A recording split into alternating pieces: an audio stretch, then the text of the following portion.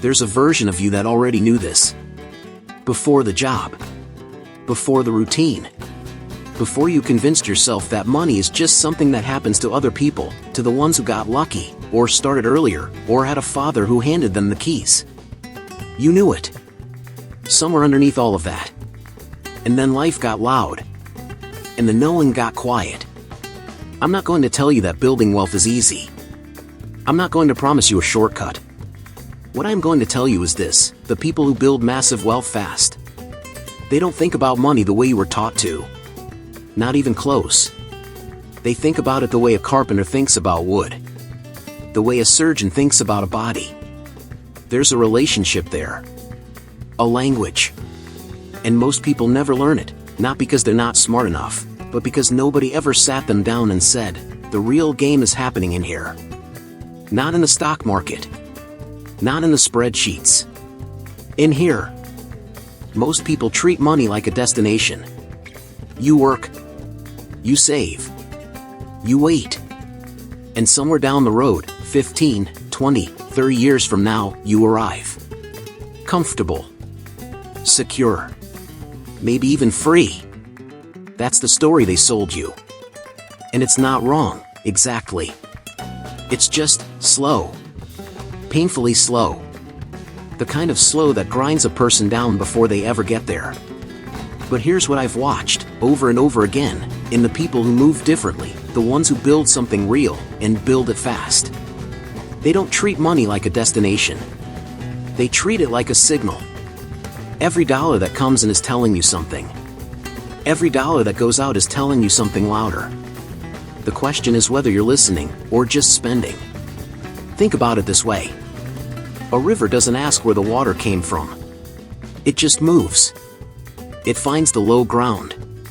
It carves the path. And over time, not because it's aggressive, not because it's greedy, but because it's consistent, it becomes something you can't ignore. The people who build wealth fast have trained themselves to think like water. Not to fight the current. To become it. They look at a situation and they don't ask, can I afford this? They ask, what does this cost me in time? Because time is the only currency that never refills. Money you can earn again. Hours? Those are gone the moment they pass. That shift, from thinking in dollars to thinking in time, changes everything. It changes what you buy. What you build. What you walk away from without looking back. And most people never make it. There's a moment, and maybe you've had it, where you're standing in front of something that could change your life, and you hesitate. Not because you don't want it. Not because you don't believe in it. But because some quiet voice in the back of your head says, who are you to have this? That voice has a name. Psychologists call it scarcity mindset. But that name is too clean. Too clinical. It doesn't capture what it actually feels like, which is more like a hand on your shoulder, pulling you back every time you try to step forward. And the brutal truth is this: that voice was installed in you. By your parents. By your school. By every time someone around you said we can't afford that and moved on without question. You didn't choose it. But you've been carrying it. The people who build wealth fast, they've done something that looks simple from the outside but is one of the hardest things a human being can actually do. They've learned to see opportunity before it's obvious. Not after everyone else has already moved. Not when it's safe. Before. Because by the time something is safe, the margin is gone. The window is closing. The people who moved early are already on the other side of the wall, and you're still reading the instructions on the door. This isn't about risk for the sake of risk. Reckless people don't build, they burn. What I'm talking about is something quieter. A trained eye. A practiced stillness that lets you read a situation before the noise arrives. Warren Buffett once said he was wired for capital allocation the way Mozart was wired for music. He wasn't bragging. He was describing a relationship, one he built deliberately, over years, by paying attention when everyone else looked away. You can build that relationship too. But first you have to stop waiting for permission. Here's something nobody talks about. The wealthy don't make better decisions because they're smarter. They make better decisions because they've built systems that protect them from their worst impulses. Think about that for a second. Because most of us, when we're tired, when we're stressed, when we've had a hard week and Friday night feels like it owes us something, we make decisions from that place. From the exhaustion. From the itch. From the part of us that just wants relief. And relief is expensive. Not just in dollars. In direction. Every time you make a decision from that depleted place, you're not just spending money. You're spending momentum. You're spending the version of yourself that was supposed to show up tomorrow, focused and clear. You're borrowing against a future you haven't built yet. The people who build fast, they've learned to architect their environment so that the hard choices are already made before the moment arrives.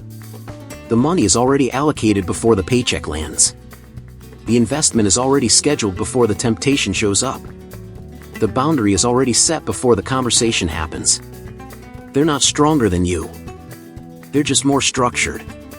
There's a concept in behavioral economics called decision fatigue. The more choices you make in a day, the worse your judgment gets. By evening, the brain is running on fumes.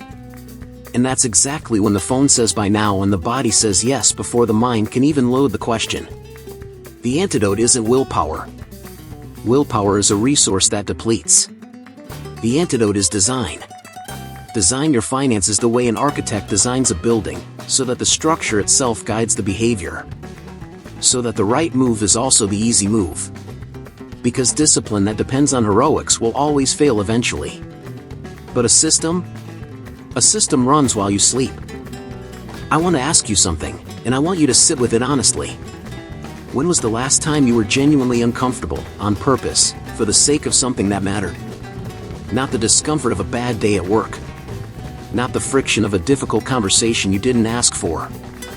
I mean the kind of discomfort you chose. The kind that comes from doing something before you felt ready. From raising your hand in a room where you weren't sure you belonged. From betting on yourself when the outcome wasn't guaranteed. Because here's what I've come to understand about the people who build real wealth quickly. They have an almost strange relationship with discomfort. They don't seek it out the way a person seeks out pain. But they've stopped running from it. And that distinction, that small, quiet distinction, separates almost everything. The average person optimizes for comfort. Not consciously. Not with any real intention. But the choices accumulate.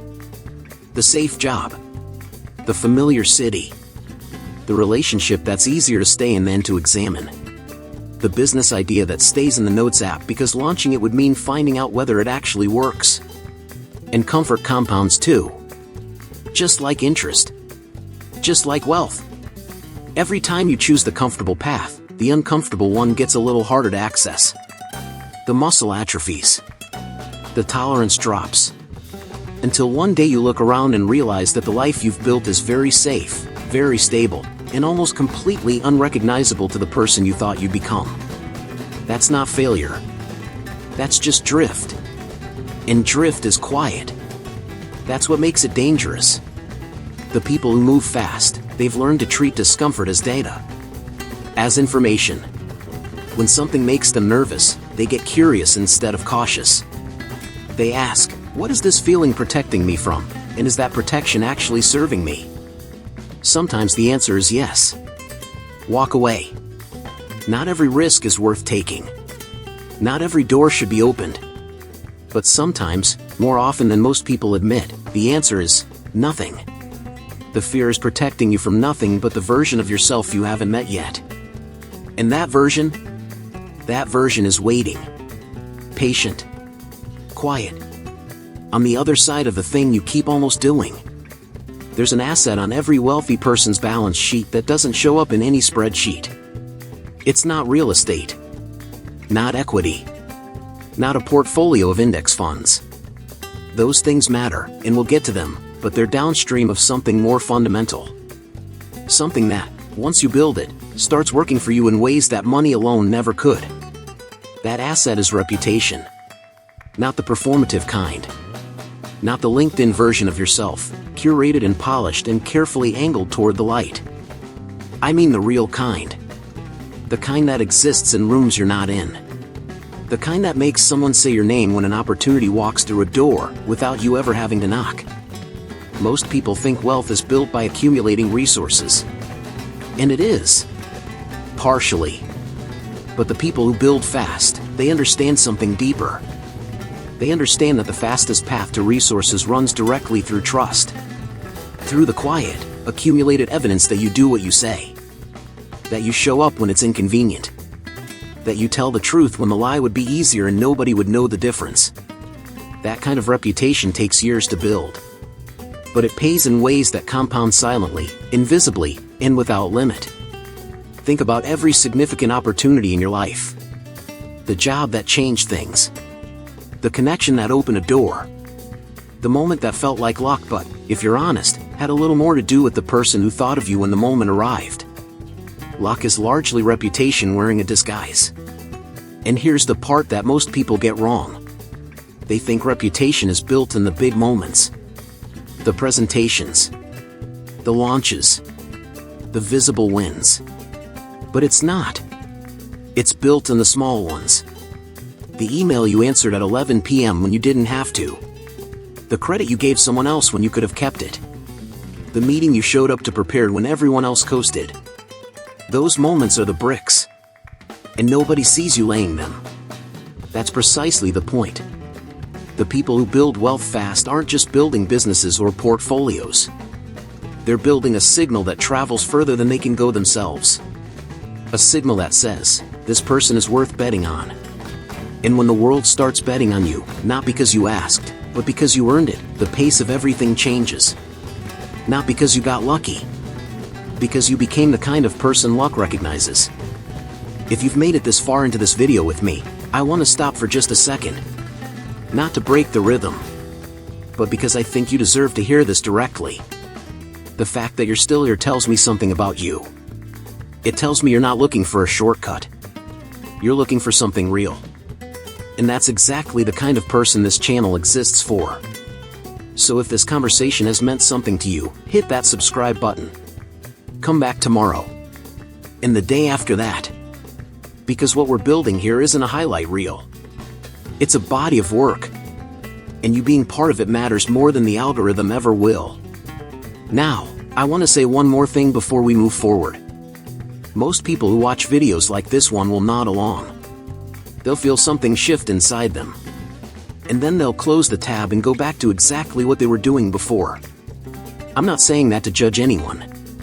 I'm saying it because I've been that person. More than once. The insight arrives, it feels significant, and then the day swallows it whole.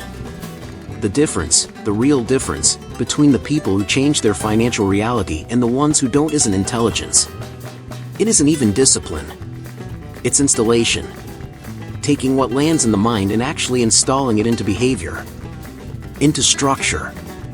Into the daily architecture of how you move through the world. And that brings us to the final piece. The one most people never reach. Not because it's hidden, but because it requires something that's genuinely hard to ask of yourself. It requires you to look at the life you've built, the whole thing, clearly, without flinching, and ask, is this mine? Or did I inherit it from someone else's expectations? Because the psychology of people who build massive wealth fast isn't ultimately about money at all. It never was.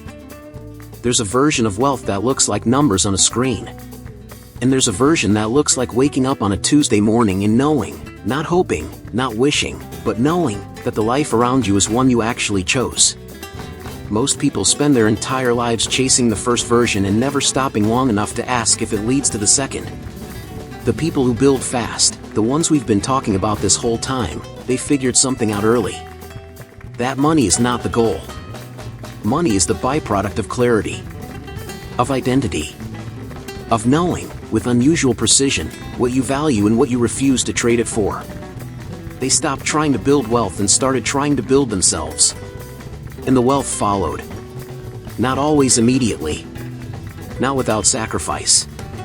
But with a kind of inevitability that, from the outside, looks like luck, and from the inside, feels like arriving somewhere you always knew you were going. You don't need to be exceptional to get there. You need to be honest. Honest about where you are. About what you've been avoiding. About the story you've been telling yourself about why now isn't the right time. Now is always the right time. and the right time always feels like the wrong time. That's how you know. There's a line in the book of Proverbs, chapter 13, verse 11, that says, "Wealth gained hastily will dwindle, but whoever gathers little by little will increase it." That's not a warning against ambition. It's a map. Build with intention. Build with patience underneath the urgency. Build something that lasts longer than the moment it was created in. That's the psychology. That's always been the psychology. Now, if this video moved something in you, don't let it settle back down. Hit that subscribe button and share this with 5 people who need to hear it. Not because it helps the channel, but because some conversations are worth passing on. And before you go, drop a comment below. Tell me honestly, which part of this hit the hardest? And tell me what you want us to talk about next. I read every single one. I'll see you in the next one.